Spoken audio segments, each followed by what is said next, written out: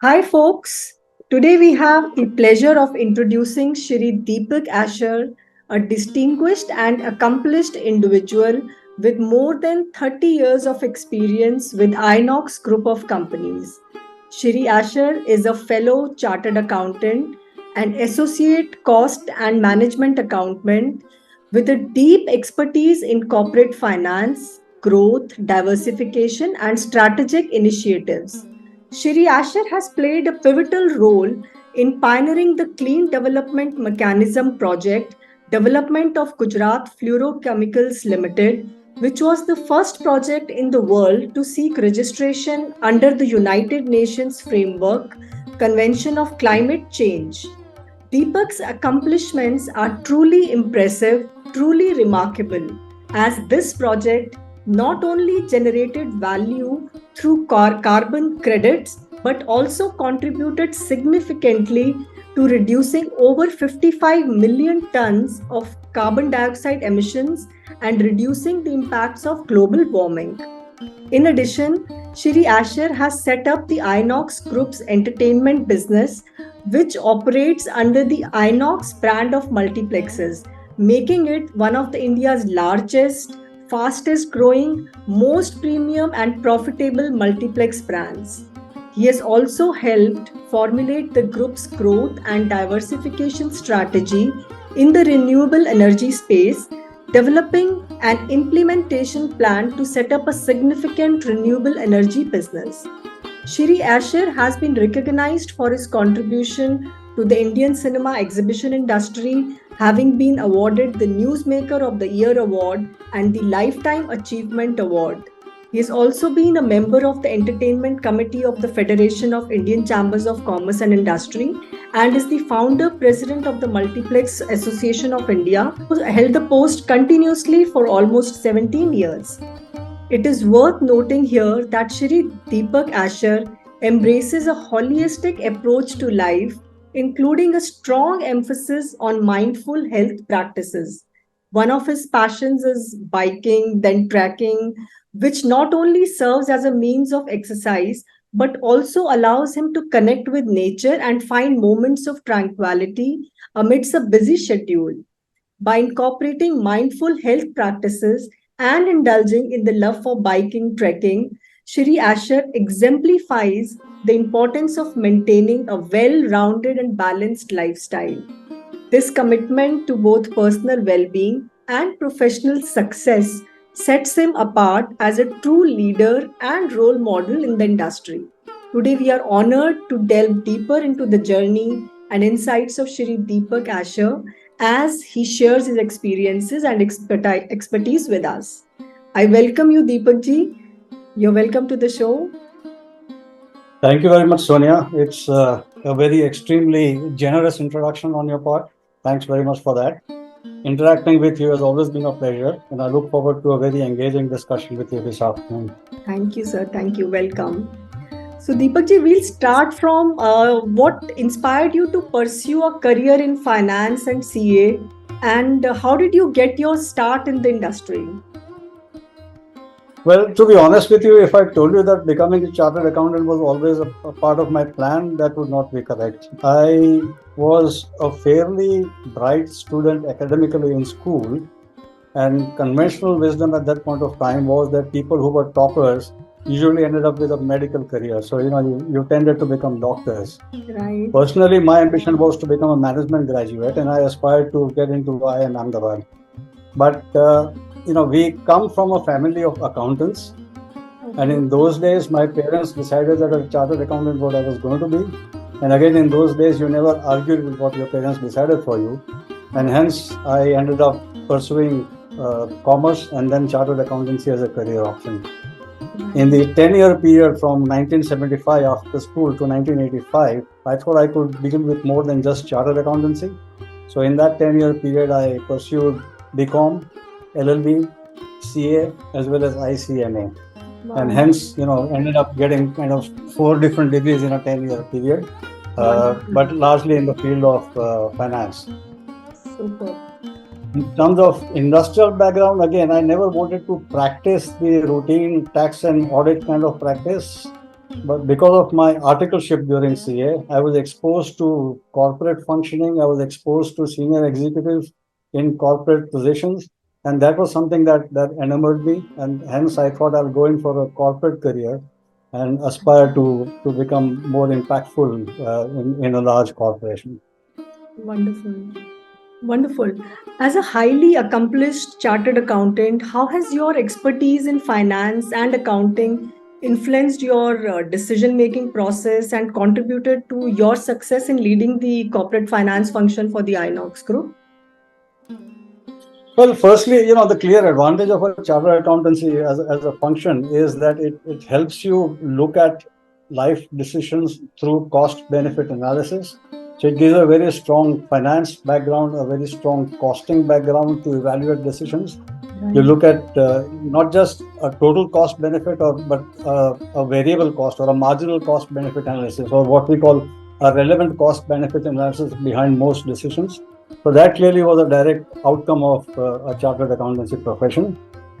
The other way that this would help is, I believe the CA course also teaches you structural or logical thinking. So it helps you in kind of breaking up a large problem into smaller sub problems and see how you could deal with each of them individually and how they, in a sense, interplay with each other and therefore lead to more robust decisions. On the legal side, again, something which my principal during my articleship taught me is that there is no law which is above common sense. So if you understand the rationale of every law or every regulatory framework as to why it was brought and what menace was it trying to address, it's much easier for you to understand the regulatory framework behind legislation. So you don't have to mug up a section or a rule or an act. You just need to understand the rationale behind it to understand the regulatory framework better. So that's, I believe, how this course helped me also in taking life decisions. The other incidental advantage, if I may tongue-in-cheek say, is the other. I don't think this is something that the Institute of Chartered Accountants would advertise, but I happened to meet my wife during articleship. So the advantage of pursuing this course was that I ended up finding a life partner as well. Wonderful. Wonderful. Superb. So, Deepak, can you tell us more about the Clean Development Mechanism project that you pioneered and the impact it had on the environment?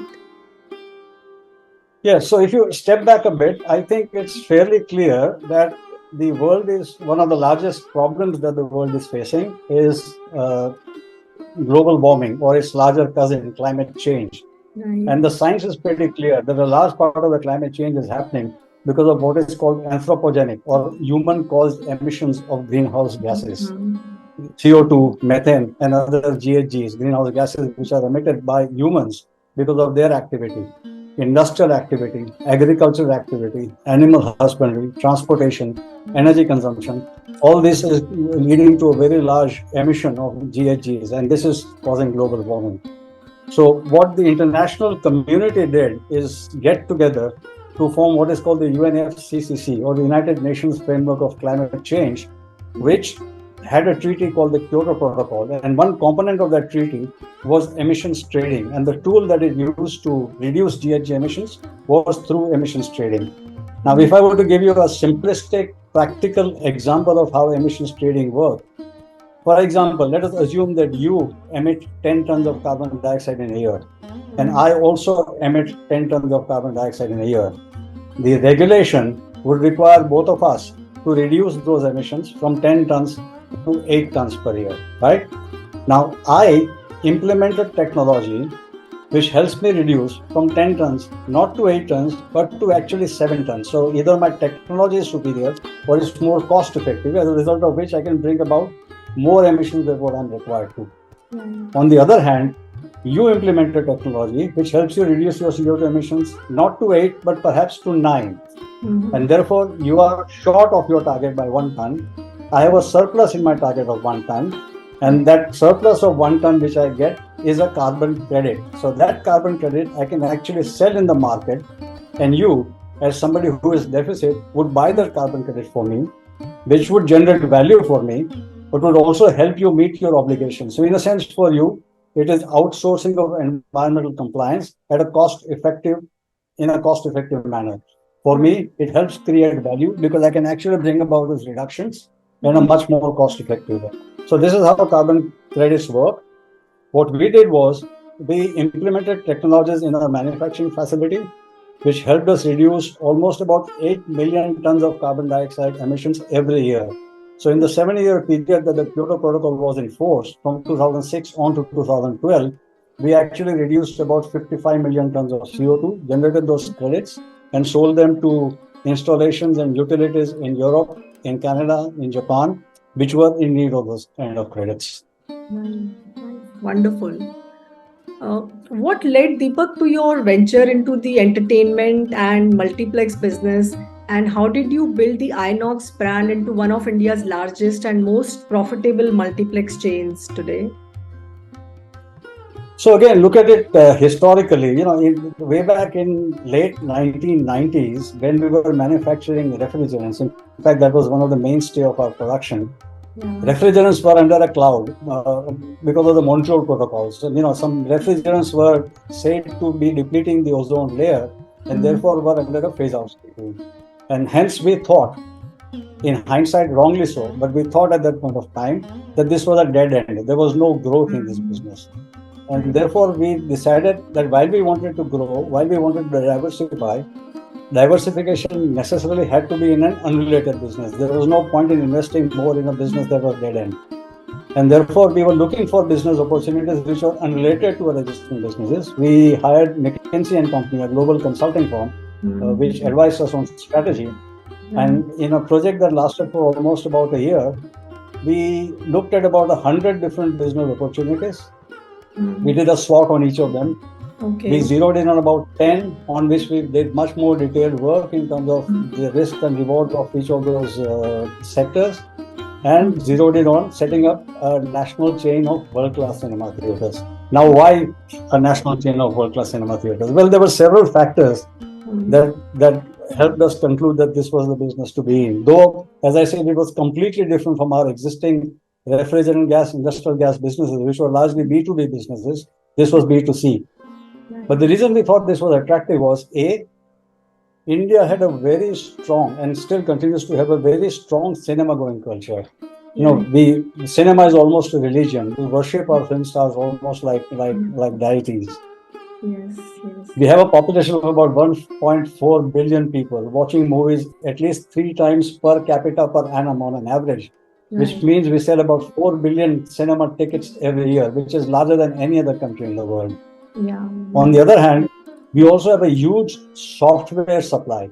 We make about 600 regional films every year. We import about 300 foreign language films every year. So we have a software content of about 1,200 to 1,400 titles being released every year. We have this huge population hungry to see movies. But what we lacked in the late 90s or the early 2000s was good quality exhibition infrastructure. So if you remember cinema theaters at that point of time, most of them were old, dilapidated structures with bug-infested seats, torn carpets, not very good equipment, air conditioning probably not working, in the hinterland of town, not in a good area, not the kind of place that you would like to take your family or your girlfriend or boyfriend to, right? So clearly there was a gap in the market, good quality exhibition infrastructure. We decided to fill up that gap. The other thing in terms of strategy that we thought would work well was most of the cinema theaters at that point of time were mom and pop shows, single cinema theaters with no national allegiance to each other. What we thought was that if we had a national chain of good quality cinema theaters, that would help us reaping the benefit of economies of scale. That would help us in terms of negotiating better deals across the value chain, including content from the distributors, including food and beverages, including equipment, etc.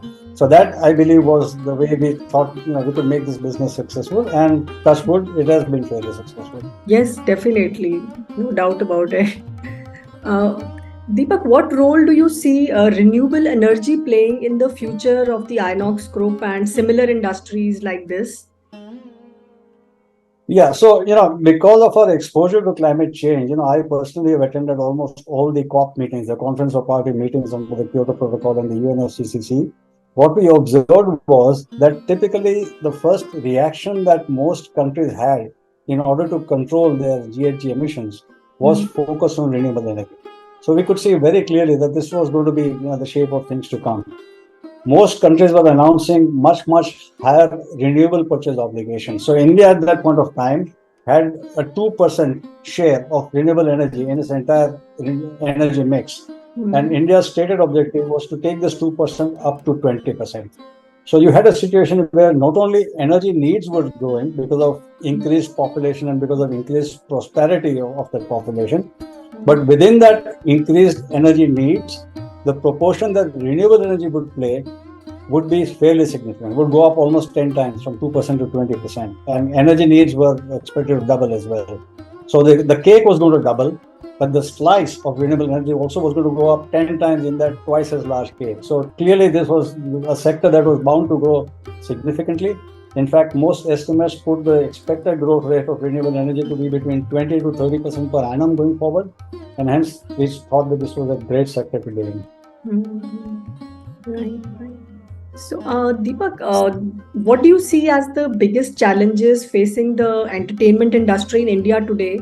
And what are your views in addressing these challenges?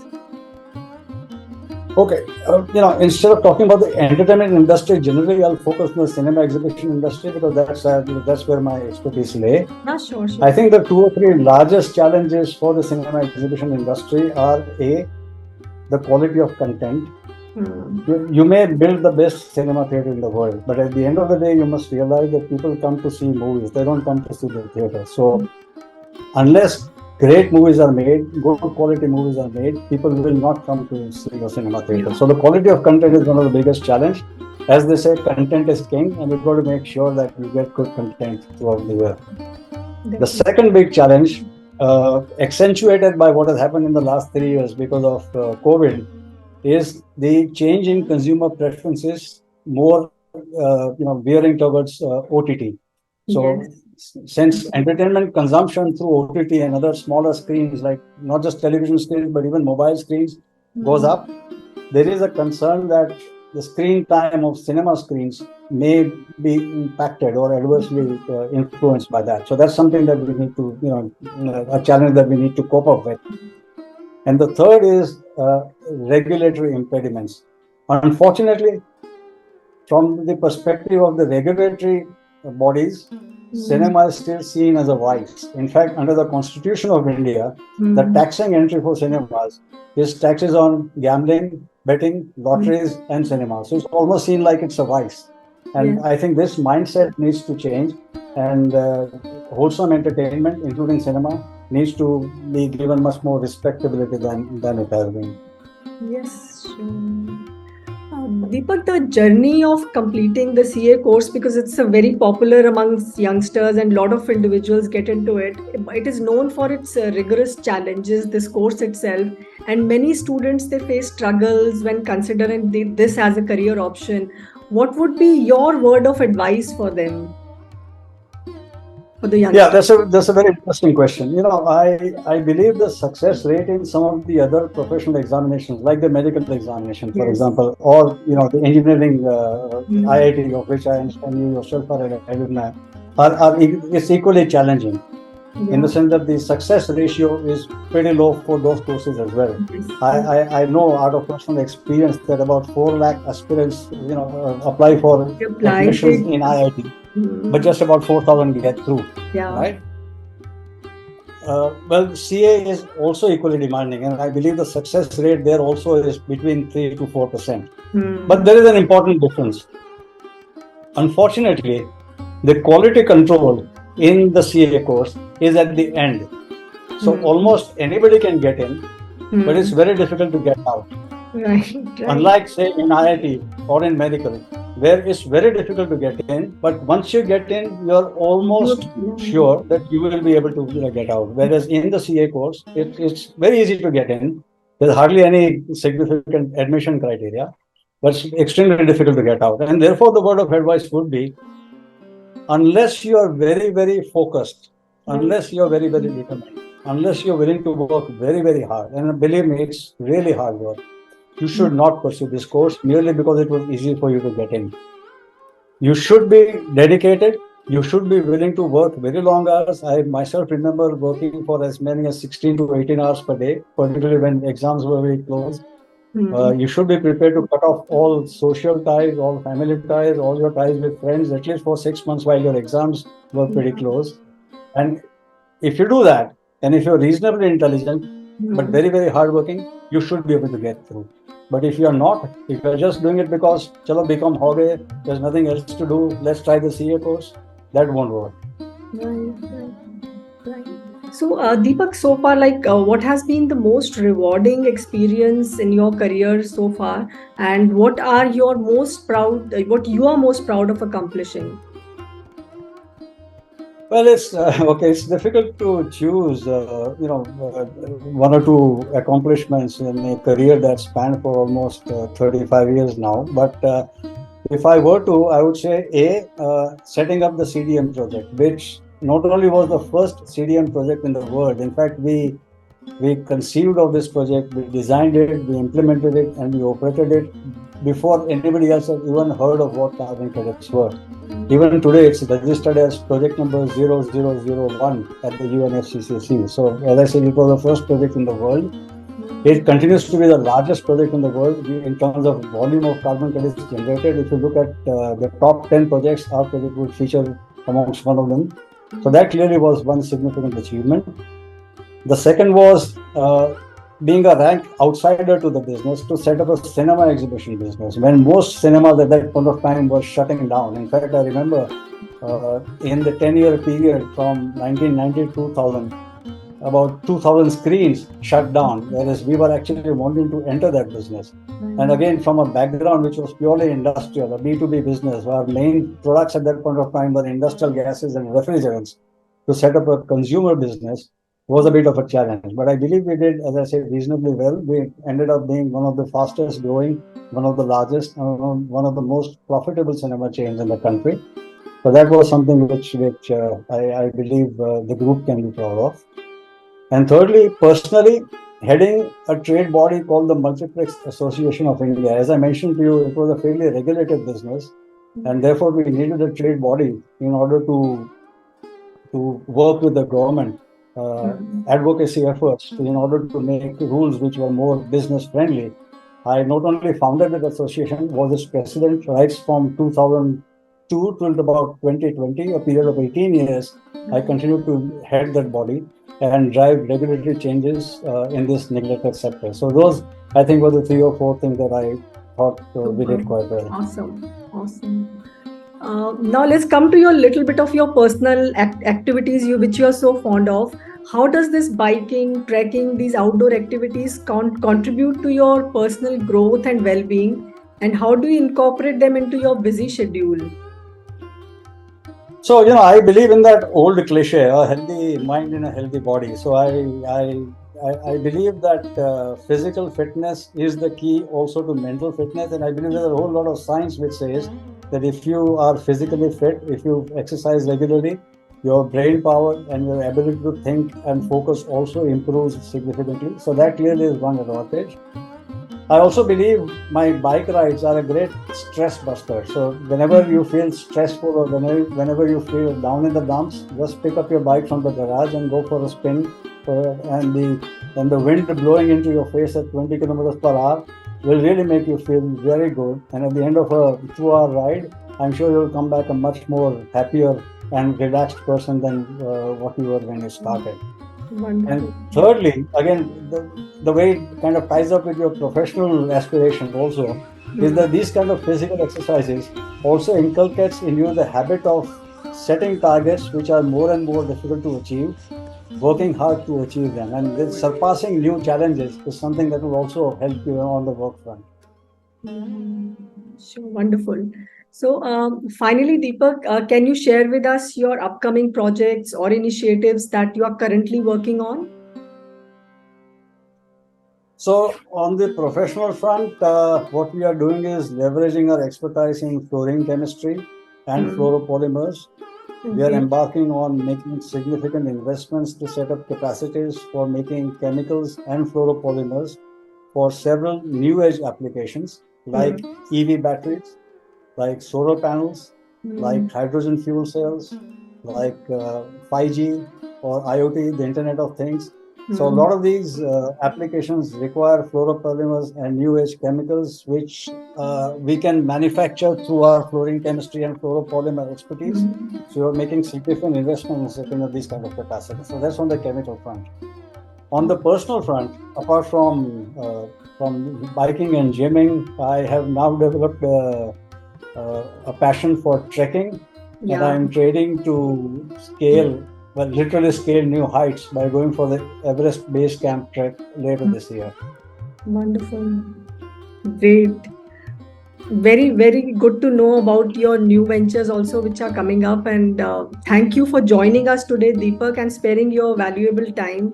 I would like to extend my gratitude, sincere gratitude, for sharing your extensive knowledge and experience with us today.